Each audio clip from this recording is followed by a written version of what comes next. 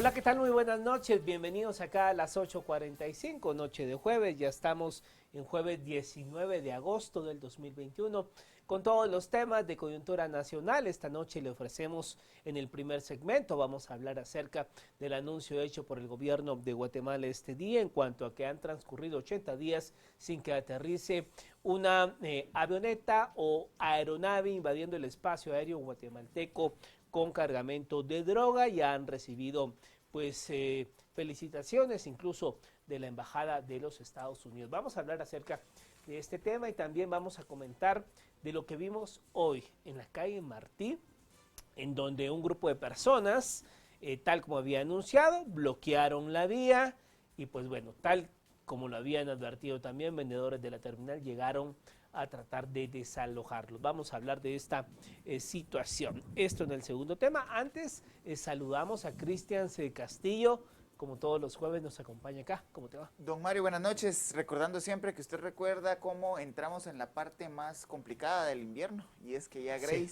Grace es de esas alertas en donde estos meses exigen que la política pública de prevención del cambio climático y obviamente los impactos de los fenómenos ambientales empiece a articularse, porque de lo contrario, ya que las lluvias se han presentado y los desastres sociales se han dado a raíz de ellas, ya es muy complicado. ETA y OTA lo pueden decir, y sobre todo las familias que han quedado en el olvido, Mario, porque no sabemos qué pasó con esa aldea completa inundada y dejó de ser noticia, pero estamos a un año prácticamente de esos acontecimientos. Y sobre todo porque paralelo a esa tragedia que vive año con año los guatemaltecos en los departamentos con las fuertes lluvias, pues en paralelo 2020 y este 2021 con la pandemia, ¿no? Además, y todo lo que ello implica en los riesgos para las personas que, por ejemplo, deben ser llevadas a lugares, sacadas de sus viviendas y llevadas a albergues. Todo esto debe anticiparse. El año pasado, ETA y OTA puso a prueba las capacidades del sistema de Conred. Afortunadamente se salió, estábamos en otro momento de la pandemia. Hoy, con la variante Delta y con todo el comportamiento de los contagios, puede ser mucho más riesgoso el tema de necesitar llevar a personas a albergues, porque el nivel de contagio es mucho mayor. Por supuesto. Bueno, entramos de lleno al primer tema de la noche. Ya le comentábamos, el gobierno de Guatemala anunció que hasta el 18 de agosto han transcurrido 80 días sin que aterrice una aeronave con drogas en el territorio nacional, y manifestaron que esto es gracias a los esfuerzos conjuntos del Ejército de Guatemala, las Fuerzas de Seguridad de Guatemala y las agencias de seguridad de los Estados Unidos. Y pues bueno, de eso vamos a hablar a esta hora de la noche. Nos enlazamos con el coronel Rubén Telles, vocero de la cartera de la Defensa Nacional, y también con el vicealmirante José Lemus, experto en temas de seguridad nacional, para hablar precisamente de este tema. Muy buenas noches, bienvenidos. Buenas Gracias por noches, un haber, gusto saludarle. El gracias señor por haber vicealmirante, por tomado favor. la comunicación, coronel Telles. Para entender los acontecimientos, son 80 días sin aterrizajes, pero han sido detectadas trazas que hayan intentado ingresar al espacio aéreo guatemalteco, o definitivamente se dejaron de identificar trazas y hay otros comportamientos posiblemente de trasiego de drogas. No, en efecto, sí se continúa todavía con el rastreo de vuelos. Esto sucede, se podría decir, casi a diario. Sin embargo, a pesar de que algunos han entrado a territorio nacional, han optado por retirarse de nuestro espacio aéreo, y otros que definitivamente se desvían en otras rutas antes de llegar a nuestros hoteles. Ahora bien, vicealmirante José Lemus, ¿cómo entender, digamos, este periodo de 80 días, tal como manifiesta el gobierno de Guatemala? Digamos, ¿qué se ha hecho distinto para llevar estos 80 días cuando, digamos, en un determinado momento o tiempo ya ni era novedad el conocer que una aeronave había aterrizado y que, pues bueno, había droga? O sea, esto pasó a ser de algo asombroso, algo ya, digamos, como lamentablemente la nota roja en el país. O sea, ¿cómo entender estos 80 días? ¿Qué se hizo distinto? ¿Qué ha pasado? Muy buenas noches, gracias por la oportunidad. Eh, Como todo evento, novedoso, vamos a así decirlo, en sus inicios repunta para después minimizarse. En el hecho de los aterrizajes de aeronaves, cuando ya se tuvo la capacidad de detectarlos, fue cuando empezamos a ver el incremento de las trazas. Antes no nos dábamos ni cuenta posiblemente. Pudo haber sido igual número, más o menos. Eso no sabemos porque no teníamos como Estado la capacidad de detectar. Al incrementarse esa capacidad, al tener esa oportunidad de poder detectar las trazas, obviamente estadísticamente subió. Incluso hubo la variación de cambiar de aeronaves de cierto tipo a aeronaves de tipo jet, porque la ganancia que obtenían o que pueden obtener quienes se dedican a estos ilícitos permitía ese riesgo económico de gastar en un jet para poder llevar a fin lo que aspiraban. Obviamente, con la capacidad de detección también se asoció la capacidad de respuesta, aun cuando sea limitada por parte del Estado, para poder contener o tratar de retener estos aterrizajes que se dieron. Mi percepción es que al empezar a hacerse estas contenciones, muchas veces no habían capturas personales, pero sí se podía detectar la droga, se inutilizaban pistas también como se ha venido haciendo. Esto se ha convertido en un mayor costo para los que tienen que transportar la droga. Obviamente, como son muy buenos comerciantes, ellos son gente muy inteligente también, no son tontos, estarán buscando alguna otra forma, una otra ruta, otra vía, otro mecanismo para poder seguir haciendo lo que quieren hacer, que es transitar con la droga del sur al norte.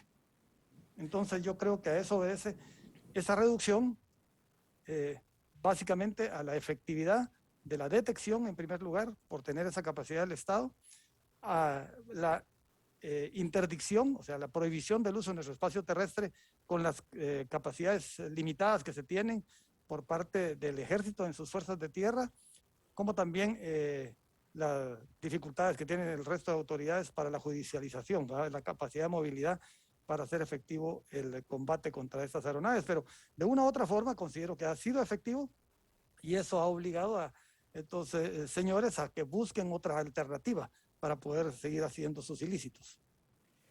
Coronel Telles, en su primera intervención refería que hay trazas que ingresan a espacio aéreo y que deciden retirarse del mismo. ¿Cuál es la estrategia que el Ejército de Guatemala ha seguido para poder disuadir estos vuelos que intentan aterrizar en suelo guatemalteco, pero que desde el espacio aéreo son prácticamente disuadidos para ello?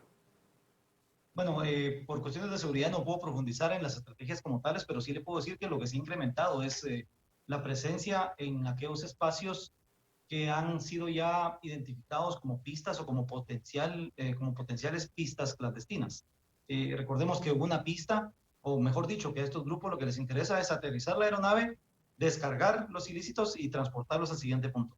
Una pista clandestina no tiene por fuerza que ser algo que está construido con ingenieros o que esté perfectamente plano. Un terreno lo suficientemente largo que permite el aterrizaje de la nave, porque esta la mayoría de veces no se va a reutilizar o no se va a recuperar. En ese sentido, entonces, la presencia ha tenido que multiplicarse en muchos lugares. Esto, obviamente, bien lo decía también el señor vicealmirante, no solo es un costo mayor para ellos, también es un costo mayor para nosotros. Costo en términos de personal, costo en términos de tiempo, porque nos encontramos empeñados de lleno en lo que es el Plan Nacional de Vacunación. Sin embargo, no podemos abandonar estas otras funciones. Cualquiera pensaría que con el empeño de casi 5,000 elementos diarios en el apoyo al Plan Nacional de Vacunación, estamos debilitando otras cosas. Al contrario, hemos tenido que hacer algunos sacrificios, sí, pero esto también se traduce justamente en esta parte, ¿verdad? La negación del espacio terrestre y algunas veces de espacios acuáticos para el aterrizaje o bien amarizaje de aeronaves que puedan traer ilícitos. Ya se vio el caso de un acuatizaje en Livingston, si no mal estoy. Entonces hay que resguardar ambos ámbitos, el terrestre y el acuático. Ahora bien, vicealmirante, digamos, en todo este tema también hemos visto algunas escenas en donde incluso la misma población pues hacen sus cercos y no permiten que las fuerzas de seguridad lleguen hasta el punto en donde caen estas aeronaves. Vimos incluso escenas en donde la misma población pues ayuda a descargar las aeronaves. O sea, ¿cómo entender esto? Que la misma población está pues acuerpando a estos delincuentes. Eh, pues no me extraña por las muchas necesidades que existen en ciertos poblados y la facilidad también que significa poder recibir recursos al cooperar en una actividad delictiva. También puede existir que sea por medio coercitivo, que los hayan obligado a hacer. O sea, hay una gran variedad de posibilidades del por qué estas poblaciones colaboran con ellos, o por lo menos obstaculizan la acción del Estado a favor de los delincuentes.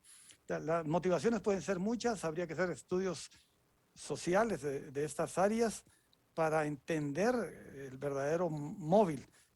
Yo a veces muy simplemente veo que es cuestiones económicas, que estos delincuentes tienen la facilidad de hacerle llegar recursos a esta gente porque es parte del costo de la transacción y eso les posibilita movilizar gente, engañarlos o usarlos simplemente por la amenaza. A eso entendería yo que se debe que algunas veces ellos han tratado de obstaculizar a la fuerza pública. Aunado con ello está una debilidad en capacidades del Estado, porque si tuviéramos, por ejemplo, aeronaves, no habría problema del tránsito por comunidades, porque podría ser un desembarco vertical, digamos, de una fuerte cantidad de personal de Fuerzas Armadas y Fuerzas de Seguridad Pública para contrarrestar estos ilícitos. O sea, es una serie de elementos que se carece como Estado de Guatemala para poder operar mejor. Entiendo yo que estos delincuentes han buscado la forma de entorpecer el accionar conociendo nuestras debilidades como Estado. Si optimizamos estas capacidades, obtenemos capacidades que nos permitan variar las formas de actuar, ellos van a tener que buscar otra forma de entorpecer nuestro accionar. Entonces, es un juego del gato y el ratón prácticamente. Había un almirante de Stavridis, si no mal recuerdo el apellido, que fue comandante del Comando Sur norteamericano, que después fue comandante en la OTAN. Él colocó un semisumergible como portada ahí en el Comando Sur para hacerle recordar a su gente que estaban combatiendo gente inteligente. Y eso es lo que hay que tener presente. Estos señores agudizan sus sentidos porque su objetivo final es comerciar con estos ilícitos.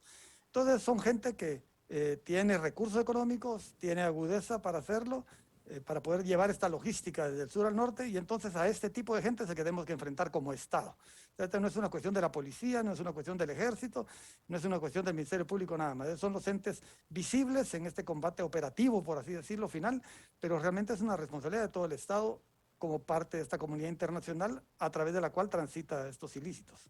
Coronel, el vicealmirante ha planteado la necesidad, por ejemplo, de aeronaves.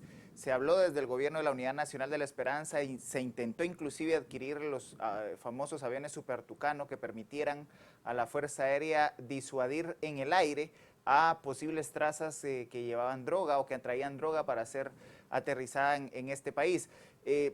¿Siguen siendo necesarias la adquisición de este tipo de aeronaves? El vicealmirante además habla de aeronaves de traslado rápido de tropas y obviamente también se habló durante el gobierno de Jimmy Morales tanto de aeronaves como de embarcaciones rápidas que permitieran hacer también la interdicción en el mar. ¿Cuáles son las principales necesidades de la fuerza pública para poder contener y disuadir este acto criminal?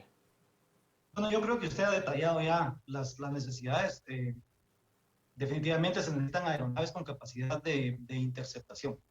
En la actualidad, estos grupos están utilizando o han estado utilizando aviones a propulsión, o sea, los jets. Estos son 4 veces más rápidos, por lo menos, que cualquiera de las aeronaves que nosotros tenemos, incluyendo los helicópteros. Necesitamos contar con esa capacidad para, entonces, hacer maniobras que obliguen a estas aeronaves con ilícitos o con posibles ilícitos para que ellos salgan del espacio nacional o bien que aterricen en un espacio controlado por autoridades guatemaltecas donde se puedan llevar a cabo los procedimientos legales del caso. Lo otro que también se necesita, ya tenemos en alguna medida, pero se necesita más, es contar con capacidades de transporte aéreo de personal que no necesite de pistas de aterrizaje. Para llevar equipos rápidos de reacción hasta el punto, se está haciendo, pero hay que incrementar esta capacidad, definitivamente. Y en cuanto a las fuerzas de superficie, bueno, si tuviéramos esa capacidad de interceptación aérea, minimizaríamos la necesidad de personal que tendría que estar involucrado en la ocupación de esos espacios y potenciales pistas de aterrizaje para el narcotráfico. En cuanto a la Marina de la Defensa, ellos se han estado fortaleciendo con embarcaciones rápidas. Sin embargo, pues definitivamente no cubren todos los espacios acuáticos, no todos los ríos están cubiertos, no todos los lagos están cubiertos con el tipo de embarcaciones que se necesita. Y necesitamos también rebasar la frontera de las 200 millas náuticas que están establecidas en ley para que ellos puedan salir a hacer las operaciones que tienen que hacer hasta ese alcance y retornar. De momento, pues hay ciertas limitaciones que tienen que sufragarse, pero se está haciendo el trabajo con las capacidades que se tienen. Deberíamos optimizarlo y lo bueno es que todo ese equipo militar que se adquiere o que se busca adquirir, pues es multivalente, se podría decir, es polimisión o multimisión. Los helicópteros no únicamente sirven para lo que es la lucha al narcotráfico, también se les ha visto ahora que han sido empleados en operaciones durante ETA y OTA. Las aeronaves de ala fija no solamente son para el traslado de tropas, sino que también han estado llevando ahora las vacunas. Igual suerte con los vehículos, igual suerte con las lanchas que también han estado apoyando en estos traslados. Entonces, está perfectamente justificada la adquisición de este equipo. Pero en este enfoque que es la lucha al crimen organizado transnacional, sí son esas las capacidades que son necesarias, definitivamente. Ahora bien, vicealmirante, en todo este tema, digamos, ¿qué tanto influye también la presión política? Y digamos, en este tema, Washington casi siempre, por así decirlo, opera tras bambalinas. No es que las agencias de la DEA estén dando declaraciones a cada rato o se vea a los altos funcionarios de la DEA públicamente estar hablando del tema, pero sí sabemos por la historia y por las décadas que Washington presiona en cuanto al tema. ¿Qué tanta presión puede haber en una región como Centroamérica, en donde hemos pasado en los últimos años en un incremento pues exorbitante en casos de narcotráfico, hacia, digamos, la presión que puede ejercer Washington para evitar que sigan siendo estos territorios el paso obligado de la droga?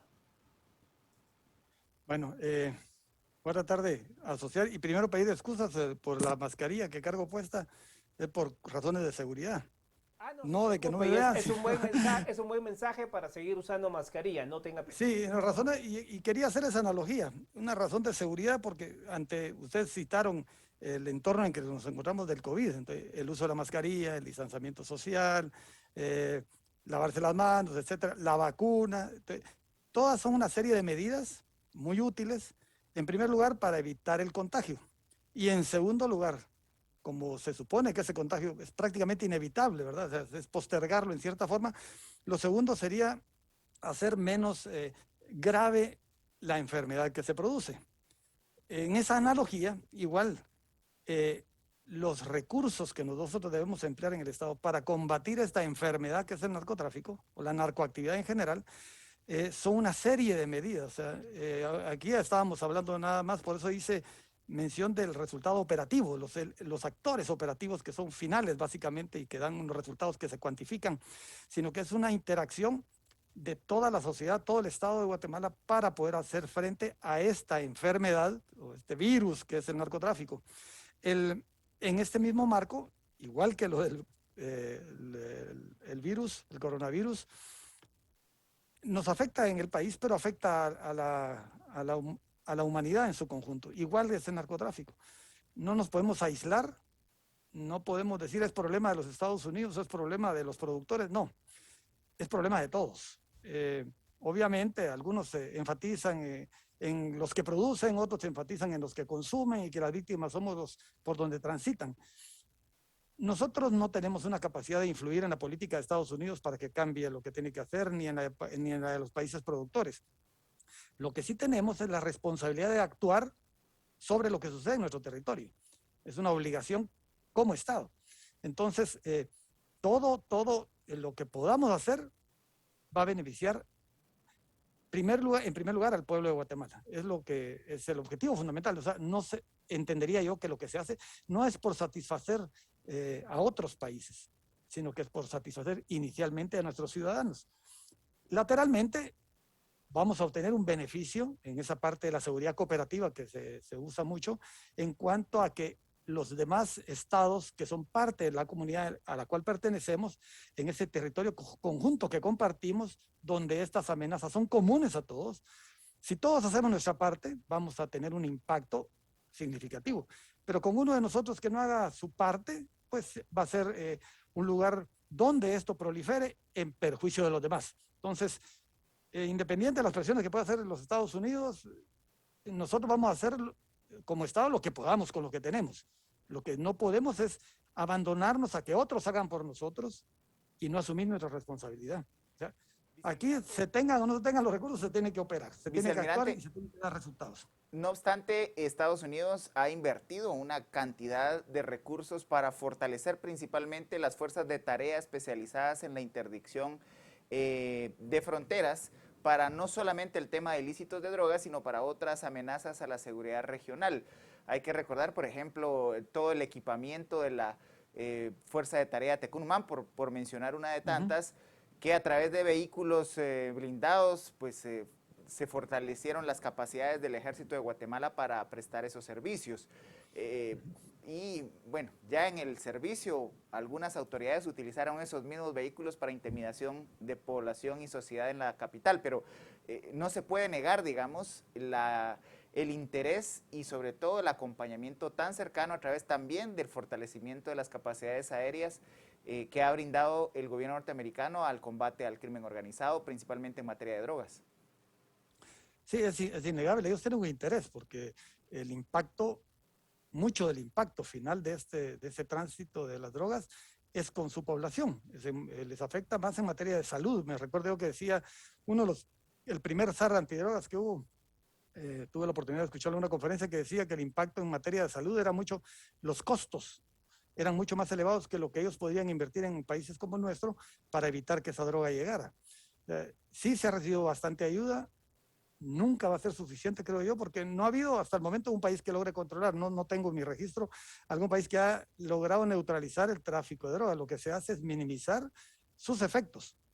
La Marina de Guatemala nació en 1959 y en el considerando donde dice para qué nace, es por parte de la lucha contra el tráfico de estupefacientes, dice ahí, el tráfico ilícito de estupefacientes. O sea, esto es una cuestión eterna. O sea, podemos recordar también la guerra del opio. O sea, en la historia de la humanidad ha estado el tránsito de drogas, lo que ahora te han llamado nuevas amenazas, sino que lo que pasa es que han adquirido un nuevo rol, dada la cuestión económica que despierta para los delincuentes en cuanto a hacerlo.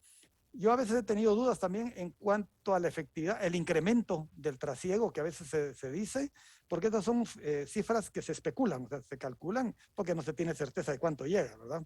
Se especula en cuanto a la cantidad, pero yo siento que de alguna manera ha tenido que haber habido una reducción porque el precio no ha bajado. Entiendo yo que si el precio se sostiene o aumenta en esa relación de oferta-demanda, o han aumentado los consumidores en Estados Unidos o ha bajado lo que llega, para que el precio no se mantenga alto, por ejemplo. Si fuera grandes cantidades las que llegan, pues tendría que haber bajado ya el precio de la cocaína en Estados Unidos, por ejemplo, o de otras drogas.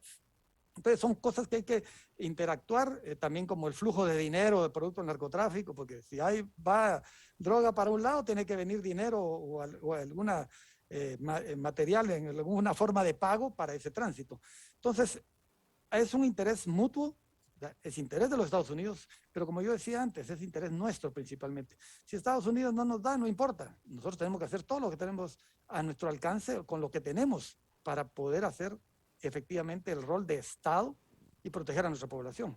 Si nos ayudan los Estados Unidos, pues creo que haremos más todavía. O sea, ese es un compromiso con el pueblo de Guatemala, que tiene que tener todas sus fuerzas Armada, Fuerza Pública, todo el poder coercitivo, la ley, el Ministerio Público, todos. Si alguien nos ayuda a hacerlo mejor, excelente.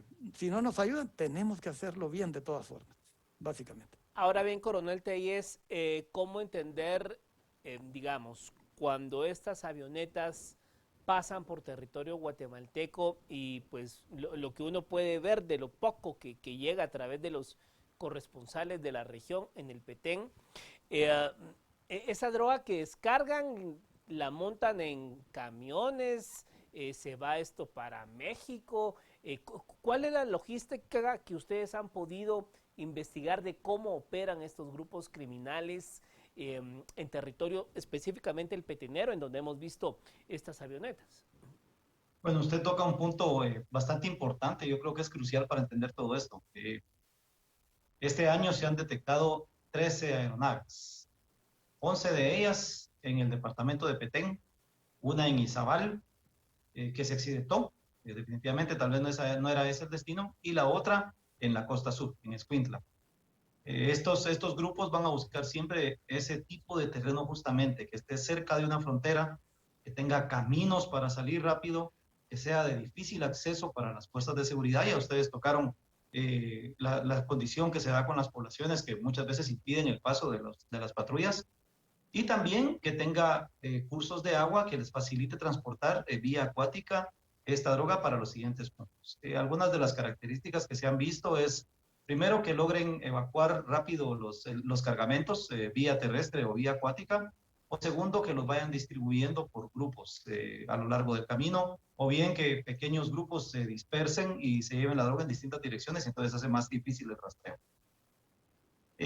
Todas estas son los tipos de desafíos que debe enfrentarse y que debe también entonces tratar de impedir que este tipo de operación se lleve a cabo por estos grupos. Es difícil cuando se involucra a la población, y el señor vicealmirante lo estaba diciendo, es difícil cuando se involucra la población en este tipo de actividades. Muchas veces lo van a hacer por un incentivo económico, muchas veces lo van a hacer bajo amenaza, pero ya cuando la población se utiliza como un escudo, cuando la población se utiliza como un instrumento en todo este tipo de operación, cambia por completo el contexto de las operaciones militares, y hemos tenido entonces ese tipo de enfrentamientos donde incluso personal y equipo nuestro ha salido agredido. Estamos hoy hablando de X cantidad de días, porque podrían ser 100, podrían ser 90, podrían ser 10 únicamente, en los que no hemos tenido aterrizajes de aeronaves en territorio nacional. Pero esto realmente es algo que debe poner nuestras barbas en remojo y ponernos todavía mucho más vigilantes. Lo decía el señor vicealmirante, la demanda no ha bajado, los precios no han cambiado.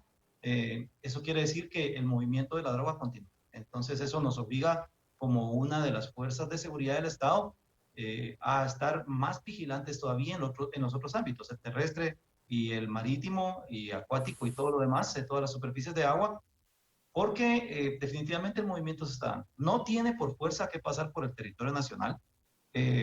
Puede salir desde otros países hacia el norte del continente, puede venir incluso desde islas del Caribe, pero no podemos nosotros relajarnos y pensar que con esto hemos ya logrado. Ya el mismo señor vicealmirante lo decía, no se conoce ni un solo país donde se haya erradicado por completo este tipo de operaciones. Entonces eso nos mantiene nosotros ahora incluso más vigilantes y con mayor presencia en todos los ámbitos, porque definitivamente hay que cumplir con esa orden que tenemos del mando del ejército, negarles a ellos a toda costa los espacios de maniobra en territorio nacional para que desarrollen sus actividades. Señor vicealmirante, usted hablaba de un combate efectivo al crimen organizado, principalmente pues dedicado al tema del trasiego de drogas, de estupefacientes. Se ha oído también a lo largo de lo que va de este gobierno una efectividad en cuanto a la incautación, a la disuasión de trazas, que es lo que estamos discutiendo el día de hoy, pero también a la captura y extradición de personajes que son demandados por la justicia norteamericana y que son señalados precisamente de delitos de narcotráfico y que operan en nuestro país. ¿Qué otras acciones es importante que el Estado de Guatemala promueva para ser más efectivos en ese combate a las drogas que usted ha referido? Como dije en un momento, todas las medidas son útiles. O sea, no hay una medida única, no hay una solución única. Este es un problema complejo, entonces la solución también requiere de una complejidad de elementos que tienen que sumarse para ser efectivo. Yo siempre que escucho cifras, récords, por ejemplo, como esta cantidad de días sin trazas, me preocupa en una forma, porque al final cualquiera de estas cantidades lo que se convierte es en el nuevo reto a alcanzar para el siguiente periodo para el siguiente administrador, para el siguiente ejecutor, o sea, porque en algún momento se interrumpe una cuestión de esas. Por ejemplo, estos días sin trazas, podrá ser que mañana haya una, entonces ya se interrumpió el periodo y el reto será volver a empezar la cuenta y superar la cantidad anterior, ¿verdad? Igual en la cantidad de decomisos. Muchas veces se espera que se superen la cantidad de kilos decomisados en el mar, por ejemplo, que fue una época que hubo muchas interceptaciones por el mar y se paró cuando estos individuos cambiaron su forma de operar y se movieron un poco más hacia las aeronaves. También aquí hubo muchas interceptaciones, muchas detecciones de trazas y después el aseguramiento en tierra de varias aeronaves que ahora se ha visto interrumpido. Entonces, a la expectativa de cuál va a ser el nuevo modelo de negocio que empleen estos señores para poder hacer llegar su ilícito hacia el norte, todas las autoridades tienen que agudizar sus mecanismos. Todo lo que se ha venido haciendo se tiene que seguir haciendo, destrucción de pistas, búsqueda de sembradíos, porque ya estábamos en fase de ser productores en un momento determinado, que fue lo que se vio en Izabal y en otros lugares, en cuanto a coca, como se había ya detectado con marihuana y con la amapola en la parte occidental del país. Entonces, ellos van a buscar los mecanismos que más les favorezcan para llevar a cabo su ilícito. Y el Estado tiene que agudizar en el enfoque, poner más énfasis en sus enfoques para poder detectar la forma ilegal que van a emplear a futuro y empezar a actuar en esa línea, sin abandonar todas las demás. O sea, esta es un enfoque no solo tridimensional en cuanto al aire, el mar y la tierra, sino incluso también en la parte cibernética por las cuestiones de lavado de dinero y otras cuestiones por el estilo que vienen en la otra vía. Entonces, es un problema complejo, soluciones complejas, ninguna medida está de sobra, todas se tienen que seguir haciendo. Lo difícil para el Estado siempre va a ser que contra estos delincuentes que tienen mucha capacidad, mucho recurso económico, tener la suficiente capacidad coercitiva para contrarrestar las genialidades que estos van a emplear para burlarnos a nosotros. Puede ser que no pasen por Guatemala, habían casos de embarcaciones de ellos que transitaban, le digo, es un gráfico que vio de más de 600 millas náuticas de la costa, o sea, es una gran distancia que no tenemos nosotros ninguna aeronave ni embarcación que pueda llegar a esa distancia, ¿verdad? A veces tienen limitaciones los mismos norteamericanos en poder patrullar por esos sectores. Entonces ellos van a agudizar van a poner énfasis en aquellos mecanismos que les permitan burlar a la autoridad, sea cual sea esta, de todos los países del área.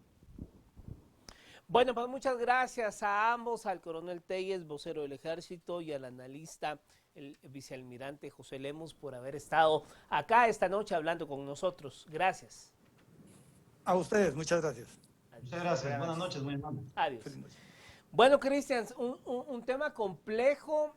Yo recuerdo cuando Hillary Clinton, siendo secretaria de Estado en el 2009, y vino acá a Guatemala con el entonces presidente Colón, en la conferencia de prensa, se le preguntó, bueno, yo le pregunté, hice la pregunta y le dije, secretaria de Estado, ¿qué está haciendo Estados Unidos?